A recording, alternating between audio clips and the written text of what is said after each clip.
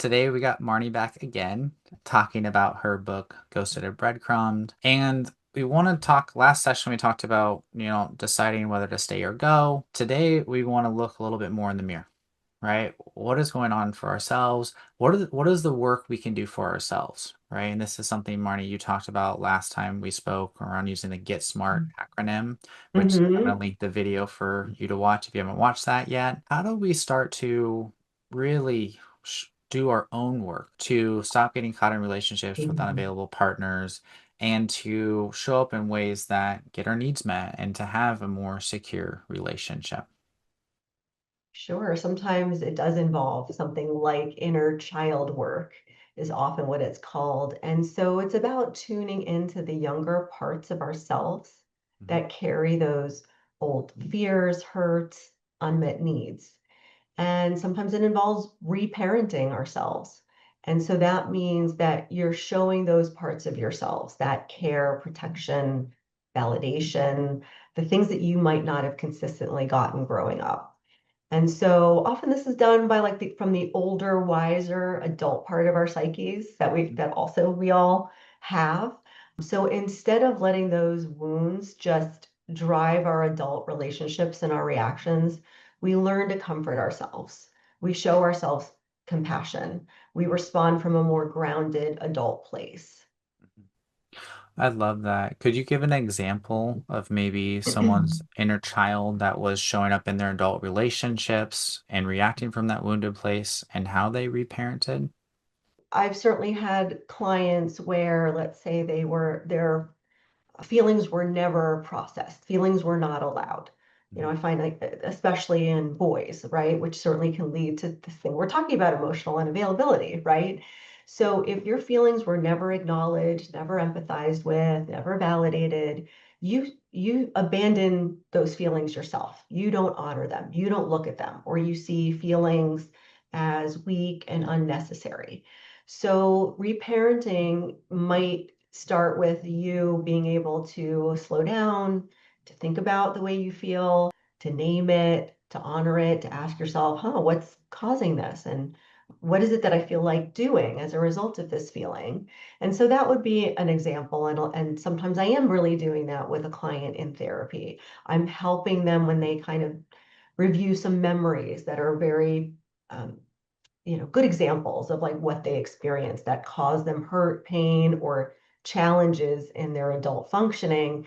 Often we're hitting on that, and we might revisit the memory just a little bit, but then we're kind of going into it very differently so that I can help someone slow down, access maybe that older adult, wiser part of themselves. And what does that part want to say to the child part right now that they didn't get? And we actually come up with the statements. What would that sound like? What are the words? What's the language? And then how does it impact them when they start to do that? So that would be a really good example of how this would work.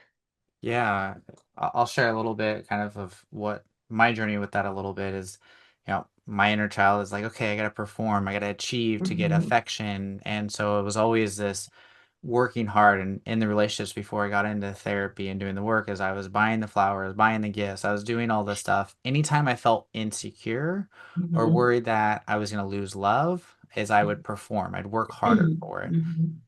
And that Okay. stems in a lot of different places and some of the reparenting work I did as a Mhm. in my own individual therapy was how do I tell myself that I'm lovable without having to perform, right? And send that message. Right. You Right. are lovable. You don't have to earn it. You don't have to fight for it. I see you. I love you just as you are. Hmm. And Hmm. you can just go play. You can just go be, right? And that's what I actually, it's somewhere around here. I have a little Lego set in this office somewhere where Yeah. like that Yeah. was my little child of like all I want to do is go play Legos, right? Yeah. And I did as a kid, but that this message was that I don't have to perform You don't and have I to can, build the most beautiful Lego building. right, I It's just got fine to if do it. it, yes. I just got to do it. And Yeah. so I think Yeah. that that's another example of like that part of me was performing in my romantic relationships because I was deeply scared I wasn't good enough, right? That I could be left, I could be abandoned because I wasn't performing. And so doing that reparenting work helped Yeah. in Yes. really healing that. And I don't feel that pressure anymore. right? I do it more because I want to get flowers or I want to do something, not because I feel like I Right. have to. You have to earn the love that way. Right. Yep. And so I think that's been a big kind of healing part or an example of what that could look like as well. Exactly. Yeah, Yeah. perfect. So I think another part, we're talking about the inner work, but what about with our parents or our families even hmm today, right? Because I have clients where, you know, hmm they are still being emotionally abandoned or dismissed hmm or shut down, or their parents very intrusive, Yes. even as an adult who's Yes. They're still 35, doing the 40. same thing. They haven't seen the child grow up into an adult. They don't look at it that way. Right. So how do we navigate that? How do we do that? Yeah. Yeah, so we talk a lot about setting boundaries, or you'll hear that word. So setting them with emotionally immature parents can feel like a battle, and it can feel like you're really learning a whole new language, a whole new way of doing things. But remember that parents like this, they often react very poorly to these limits because they rely on their children, and they always have, for their emotional needs to be met or for other just practical needs to be met, and often in ways that are just not appropriate. So understand that setting the boundary, it's not punishment. It's a way of you protecting your own emotional needs, space, and breaking that mold that your family put you in. So it's about this shift, from being responsible for them to being responsible to yourself. Right. And as a child, you should not have been caretaking your parents.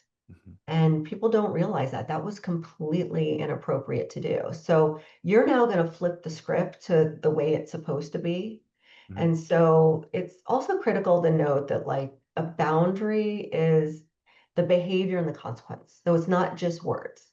So Right. if you say something like, if you talk to me that way, I'm going to hang up the phone, and then you continue to argue, that's not the boundary. The Right. boundary would be you hang up the phone because that awful behavior continued. So finding the right words, the right language, the right way to say it, and then holding to it behaviorally is not easy, but that's what people have to learn if they really want to shift out of this.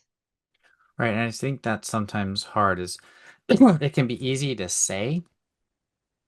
Right. It's a lot harder to follow through, and that's where Yeah. people can get caught up, right? But this is that risk, right? If I'm going to say this, okay, I'm already halfway there. Now I just have to follow through on it. I have to have my Right. actions follow through. And if we go back a little bit to what you and I talked about last session around the willingness to work, are we willing to do the hard thing to have better relationships? Right? Because if we're able to do Mhm. it with our parents who maybe are functioning in a way that they did when we were a kid and we didn't have as big of a voice, we weren't an adult, Mhm. right? That's going to also translate to our romantic relationships. That's Yes. going to translate to our friendships, right? If our Yes. partner starts talking to us a way that doesn't make us feel safe, we need to be able to say, this is not okay. And Yes. we need to be able to correct them and point that behavior out and give them the choice to repair and soften or and to eventually apologize or for us to go, okay, there's this really hard line and I don't know if I could stay in this relationship if Mhm. this continues. Right. Right. No, 100%. The easier thing to do would be to just keep doing what you've always done. The Hmm. much harder thing is to change it and to do something different, or to say the no, right? The yes is super easy, right? The no is what's hard. It's probably one of the hardest words for people to say, and then the hardest things for people to act on. But if you really want to make changes, you will absolutely have to learn what boundaries are, how to set them, how to do it so that, again, you're not abandoning yourself. Right. And that's got to be number one. And I think that's what's hard is, no is a hard word because there's a fear of what's it mean? Will my family member show Mhm. up for me? Will they actually connect with me? Sometimes they will. Sometimes your family members will show up and go, okay, I guess I Right. gotta grow and shift too. Other times they'll be like, no. And they will And just pull right. away. Sometimes it won't work out. Yeah, you're Right. right. But what I tell people is, what was the quality of the bond if it was that fragile? If you saying no has them saying goodbye, see you later, how secure and how solid was that bond to begin with? Right. Not so much. It was serving them, not the relationship. Right. And so Right. I think that's such an important part. Another piece that I think is really important as we talk about this is as we're putting up these boundaries, as we're reparenting ourselves and Mhm. doing that work, grief comes up. We Yeah. start to have some grief of our idealized family roles or who we were or how we're seen. Can you talk a little bit about that? Sure, a lot of people will have to grieve the family they hoped for, the dream that if they just tried hard enough, that parent would become nurturing, consistent, emotionally available. So letting go of those idealized roles, that's the grief work. But on the other side is freedom, right? You stop reenacting those same patterns in your adult romantic relationships or other relationships, and you make room now for the healthier connections and people who value you for you, right? Not a version of you that somebody is imposing on you. There's freedom from that. Well, yeah, I mean, and that's what's so powerful. And that's really what starts to, if I understand this correctly, build kind of a secure sense within ourselves. When we're looking in the mirror, when we're using these boundaries, when we're grieving that, it makes space for us to have this much more secure internal sense. Is that right? Yes, that's exactly how it happens. Is there anything you'd like to Yeah. talk about that, like the work of Mhm. building to have more of that felt sense of security within Yeah. ourselves? Yeah, Yes, I like the word, the internal compass, right? I think that's great. Like if you don't have it, yes, you're building it from the ground up, but it can be done. right, And that's when you start to build something that inside your inner felt sense tells you, this is what safety, respect, emotional availability feels like. You build it through the self-awareness, setting the boundaries, surrounding yourself with relationships, whether that's personal, hopefully, but also therapeutic, that model healthy connection. And so over time, you will stop chasing things like intensity or inconsistency, right? You'll start choosing partners who feel safe, emotionally engaged, responsive, aligned with your values. You'll start appreciating that as opposed to looking at that like, well, that I'm not feeling something. So I'm not feeling intensity, right. maybe this isn't love. You're going to start completely shifting that and redefine it for yourself. And that's the beauty of this work. It's really Hmm. hard work, but this is when you look in the mirror and do this work, it helps you create the opportunity for a really secure relationship. Right. Because when you're showing up secure and you're bringing your best self, it's going to Hmm. cause you to also find partners who are going to want to do the same, who are going to want to grow, who are willing to look at some of the stuff, who are willing to take ownership. And that mutual willingness is what makes a secure relationship. Yes, mutual willingness. Absolutely. Yeah. Well, any final Yeah. comments, Marnie, about kind of looking inward and doing our own work before we hop off today? Well, I think if people are watching this, if they're listening to this, they've already started. I think that's wonderful. So I would like people to not put so much pressure on themselves, like they're not doing enough or it feels overwhelming because they have so much to learn. Give yourself some credit if you're watching this, if you're reading these things, if you're searching online for this, you've already taken steps in the right direction. So you're already planting that goal. You already have like the right focus in the right direction. So I just want to give people a lot of credit for that. I love that. I think that's a perfect place for us to pause. Thank you so much for being here. Sure. You're welcome. My pleasure.